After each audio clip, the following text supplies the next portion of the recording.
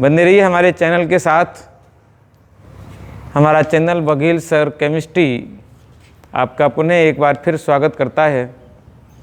और आज हम आपके लिए फिर पाठ 4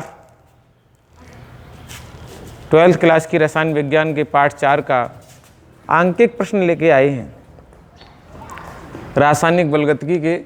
तो प्रश्न है हमारा, प्रथम कोट अभिक्रिया का वेग स्थिरांक 60 सेकंड इनवर्स है। यानी हमें यहाँ मिल गया k का मान। जो मान मिल जाते हैं उनको हम लिख लेते हैं। k बराबर हमारा 60 सेकंड इनवर्स।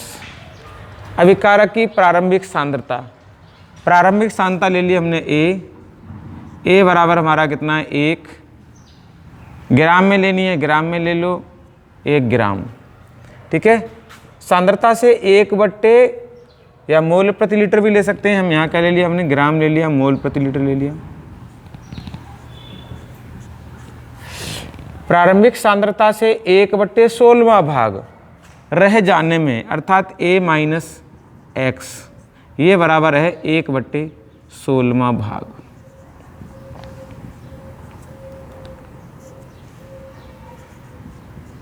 एक बट्टे 16वां भाग रह जाने में कितना समय लगेगा, तो t बराबर उन्होंने निकलवाया है। प्रथम कोटि की रिएक्शन है, तो जब प्रथम कोटि की रिएक्शन है तो हमारे लिए सवाल आ गया, मैं t का मान निकालना वैसे होता है ये k बराबर 2.303 upon t log a upon a minus x. ठीक है, a अपॉन क्या हो गया, a माइनस एक्स हो गया। ये मान हम क्या करेंगे, इस समीकरण में रख देंगे, तो k बराबर हमारा क्या बचेगा, सॉरी अब हमें t इधर ले आए, तो t बराबर क्या हो जाएगा 2.303 और k नीचे आ जाएगा, यानी k लिख गया log small a upon a minus x. Small t बराबर क्या होगा 2.303 अपॉन k का मान रख देंगे 60 इंटू लॉग 1, प्रारंभिक सांद्रता 1 है और बट्टा 1/16 है। तो 16 होने के कारण 16 हमारा कहाँ पहुँच जाएगा, ऊपर। तो क्या बच जाएगा, स्मॉल t बराबर 2.303 अपॉन 60 इंटू लॉग 16। और पीछे हमने अपने एक वीडियो में, आपके पीछे वीडियो में एक दिया है हमने लॉग के मान निकालने, तो लॉग 16 बराबर हम लिख सकते हैं, लॉग 16 बराबर हम लिख सकते हैं लॉग 2 गुणा 2 गुणा 2, 2 दूनी 4 दूनी 8 दूनी 16, अर्थात लॉग 2 की पावर हो जाएगा 1 2 3 4, 2 की पावर हो गए 4। तो पावर वाले को क्या लिखते हैं, पावर बाहर लगा लेते हैं और लॉग हमने 2 बना लिया, और लॉग 2 का मान हमारे पास पता होता है, तो 4 इंटू कितना हो गया हमारे पास 3.30 भाग दे लिया 4 0 का 0 0, 4 1 हम 4, 4 0 का 0 0, 4 3 12, यानी मान आ गया हमारा 1.2040। तो हमने क्या किया, अब इसमें गुणा कर दिया, t बराबर हो गया 2.303 इंटू लॉग 16 का मान हो गया 1.2040 अपॉन 60। ठीक है, तो जब इसको कैलकुलेट करेंगे तो आंसर आ जाएगा हमारा। ठीक है, कैलकुलेट करेंगे तो आंसर होगा, कैलकुलेशन कर रहे हैं, आंसर आएगा हमारा t बराबर 4.62 इंटू 10⁻⁻2 सेकेंड।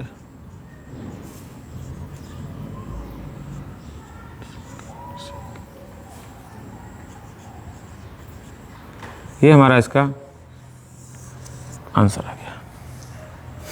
ठीक है, तो इस तरीके हमने सवाल कर दिया। अगला सवाल लेते हैं।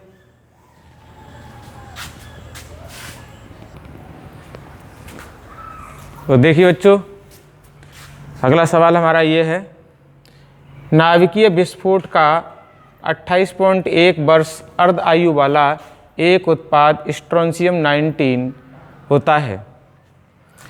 यदि कैल्शियम के स्थान पर 1 म्यूग्राम स्ट्रोंशियम नवजात शिशु की अस्थियों में अवशोषित हो जाए और उपापचयन से ह्रास न हो तो इसकी 10 वर्ष और 60 वर्ष पश्चात कितनी मात्रा रह जाएगी। तो 60 वर्ष पश्चात और 10 वर्ष पश्चात कितनी मात्रा शेष रह जाएगी, तो हम निकालेंगे क्या। देखिए सबसे पहले हमारा क्या है, हमें इसमें अभिक्रिया की कोटि नहीं दी गई है। तो अभिक्रिया की कोटि नहीं दी गई है तो कोटि जो है वो इस बात पर डिपेंड कर रही है, यानी नाभिकीय विस्फोट अभिक्रिया जो है वो रेडियो एक्टिव विघटन स्थिरांक है, रेडियो एक्टिव विघटन है। और रेडियो एक्टिव या नाभिकीय विघटन जो अभिक्रिया होती हैं वो प्रथम कोटि की होती हैं। तो अभिक्रिया कैसी है, सबसे पहले तो आपको पता लगना चाहिए अभिक्रिया प्रथम कोटि की है। कौन सी है, प्रथम कोटि की है।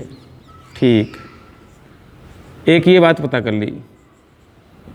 इसके बाद हम क्या करेंगे, हमारे पास दूसरा मान देखेंगे, वो कह रहा है 28.1 वर्ष अर्ध आयु काल, यानी हमारा दिया है T1/2 बराबर है हमारा 28.1 वर्ष।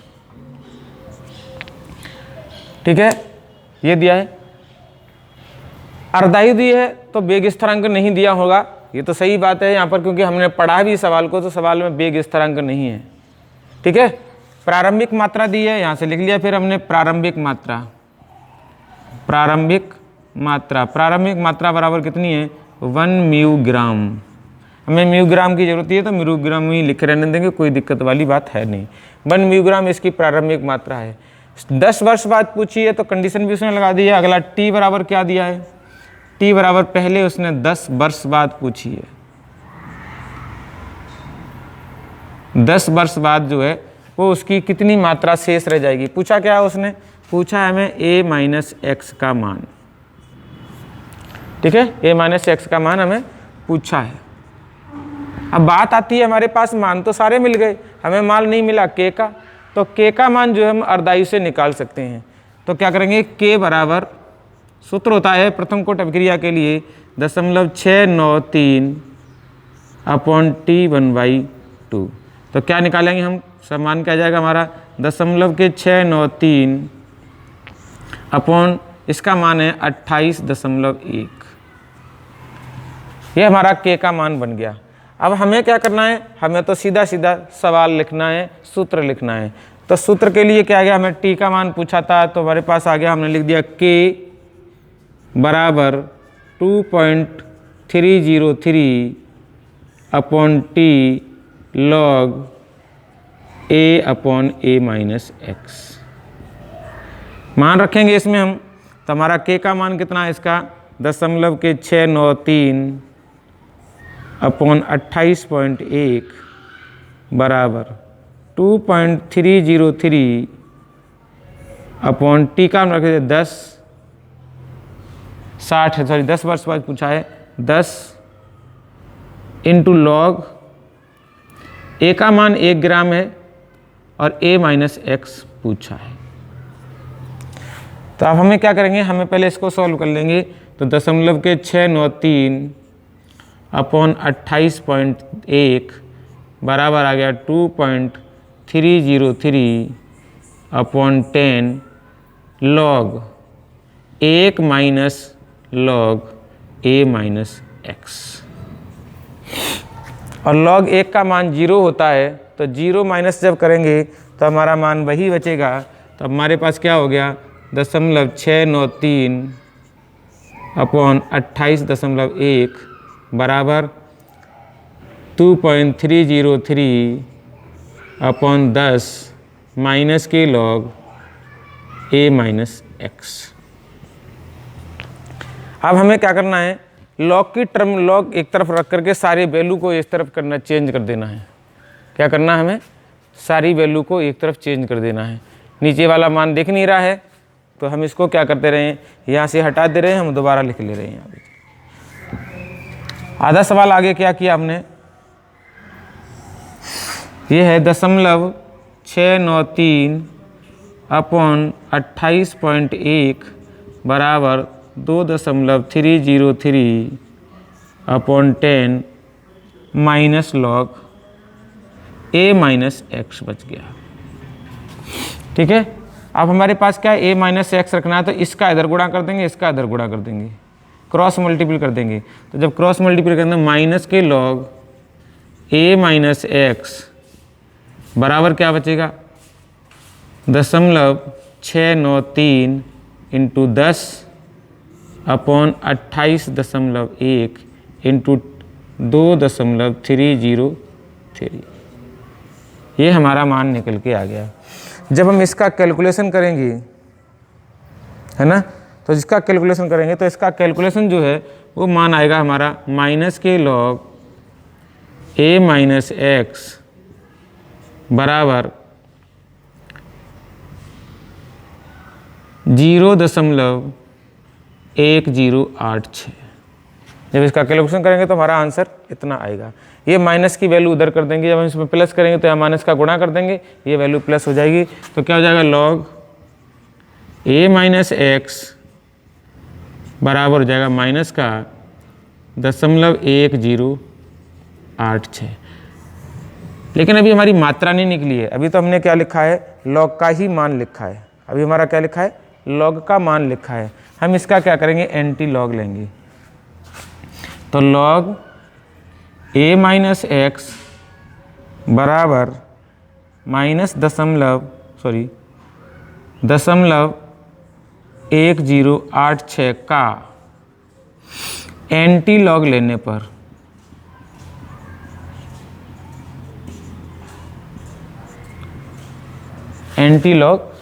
पर जब हम एंटी लॉग लेंगे, अब एंटी लॉग लेंगे किसका, एंटी लॉग लेना हमें 10 का 8 6। तो एंटी लॉग क्या आ जाएगा हमारा, a माइनस एक्स बराबर, ठीक है। जब इसका हमने एंटी लॉग लिया तो हमारा मान जो आएगा वो आएगा 0.78 मिलीग्राम। इस तरीके से हमारा ये सवाल हो गया, ठीक है। अब इसी सवाल में आगे देखेंगे, तो आगे देखने के लिए हमारे पास क्या पूछ रहा है, वो अगले जो समय पूछ रहा है वो हमारा 60 वर्ष में पूछ रहा है। तो 60 वर्ष के लिए हमने क्या किया, ये सवाल देख लिया आपने, एंटीलॉग लेके निकाल लेंगे। 60 वर्ष में क्या है, अगर आपको एंटीलॉग समझ में नहीं आ रहा है तो हमारा पिछले जो एंटीलॉग की वैल्यू है, यानी लॉग जो लिखाया है वहाँ लॉग के जो लॉग की वो वीडियो बनाई है, उस लॉग की वीडियो में आप इसको समझ सकते हैं।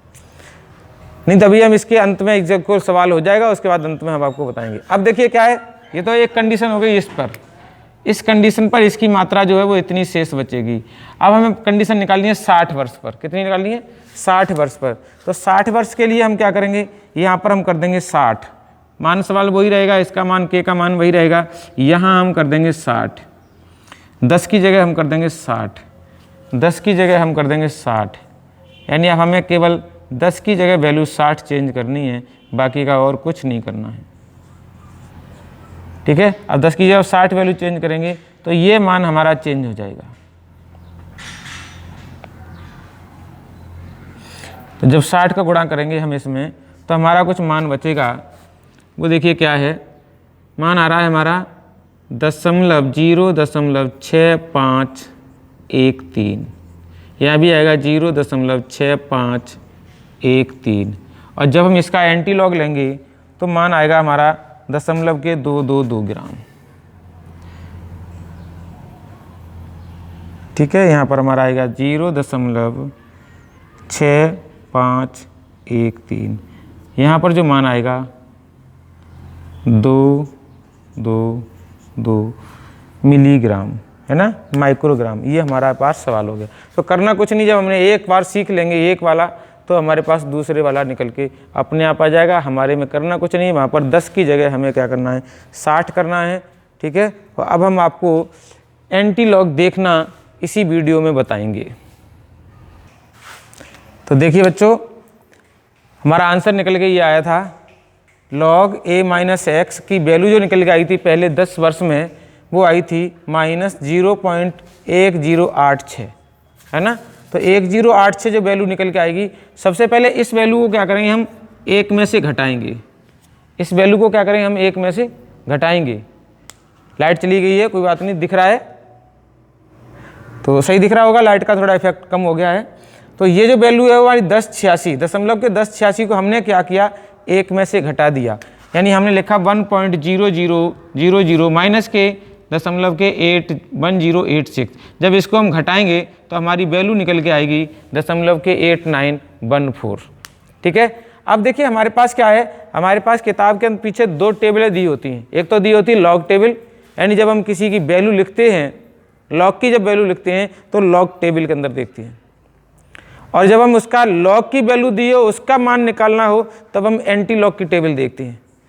और एंटी लॉग की टेबल भी लॉग के समान होती है। देखने का तरीका हमने आपको एक हमारी वीडियो है उसमें पढ़ा हुआ है, लॉग के मान निकालना या लॉग के मान समझना।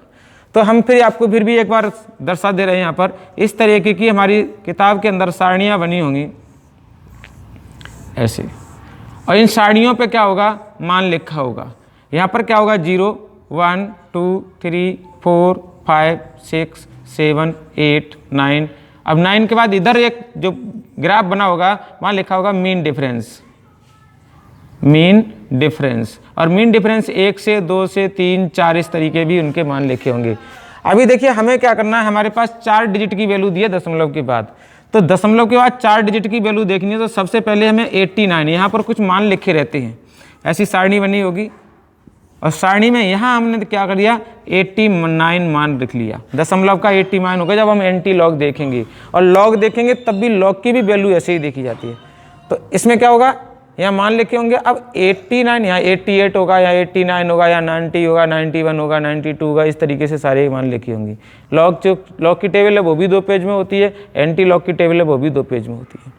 तो अब हमें करना क्या है, 89 देखना है। तो 89 की लाइन में एक के नीचे, क्योंकि बाद में कितना 1, तो 89 की लाइन में एक के नीचे वाला यहाँ जो मान लिखा होगा वो हम मान लिखते हैं। तो अगर आपको ये मान नहीं दिख रहा होगा तो हमारे पास लॉग की टेबल है, किताब के अंदर आप लॉग की टेबल देखेंगे और 89 देखेंगे। 89 कहाँ लिखा हुआ, 89 के पीछे एक के नीचे देखेंगे तो हमें 89 और एक के पीछे देख रहा हूँ तो हमें दिख रहा है 77 80। कितना दिख रहा है, 77 80। तो हमारा मान क्या हो गया यहाँ पर, 77 80। ये सब दशमलव में आएगा। ठीक है, इसके बाद क्या है, यहाँ लिखे हुए 4। तो हमें इस लाइन में 89 की ही लाइन में मीन डिफरेंस के नीचे, 4 के नीचे, क्योंकि हमारा मीन चौथा जो डिजिट है वो कौन सा है, 4। तो हमें मीन डिफरेंस के 4 वाले खाने में 89 के आगे का एक मान देखना है। तो वहाँ जो मान है वो हमारा मान है, हमने देखा इसके अंदर, वो है 7। तो हम यह क्या करेंगे, पीछे इसमें 7 जोड़ देंगे। तो 7 जोड़ने पर यहाँ पर 7 हो गए, यहाँ 8 हो गए, यहाँ पर 7 हो गए, यहाँ पर 7 हो गए, यानी कुल जो मान निकल के आया है ये हमारा क्या है, मीन डिफरेंस। जो मीन डिफरेंस है ना, तो जो किसके लिए आया है, 4 के लिए आया है। ये जो मान है वो किसका है, 89 का मान है, एक के नीचे वाला। ऐसे करके इसको समझ लेंगे। तो मीन डिफरेंस को जोड़ देंगे और मीन डिफरेंस को जोड़ने के बाद हमारा जो मान आएगा वो हमारा आएगा, यानी यहाँ हमने क्या ले लिया, एंटी लॉग लेने पर। तो एंटी लॉग ले लिया हमने। जब एंटी लॉग ले लिया तो हमारे पास मान क्या बचा, a माइनस एक्स बराबर दशमलव के 7.787 म्यू ग्राम। अब हम बारीक आगे की वैल्यू नहीं लिखें तो हमने क्या लिख देंगे, दशमलव के 7.8 म्यू ग्राम। तो इसी प्रकार हम क्या करेंगे, 60 के लिए मान लिख लेंगे, 60 वर्ष का मान होगा तब हम इसी प्रकार लेंगे। तो आप ये है लॉग की टेबल देखना समझ चुके होंगे। अगर ज़्यादा देखना है तो हमारी एक लॉग की टेबल वाली वीडियो है, आप उसमें समझ सकते हैं। तो ये सवाल हमने आपको करा दिए। अगले सवाल वीडियो लंबा ना हो इसलिए अगले सवाल जो है वो अगली वीडियो में देखेंगे। तब तक के लिए देते हैं आपको धन्यवाद। जय हिंद, जय भारत।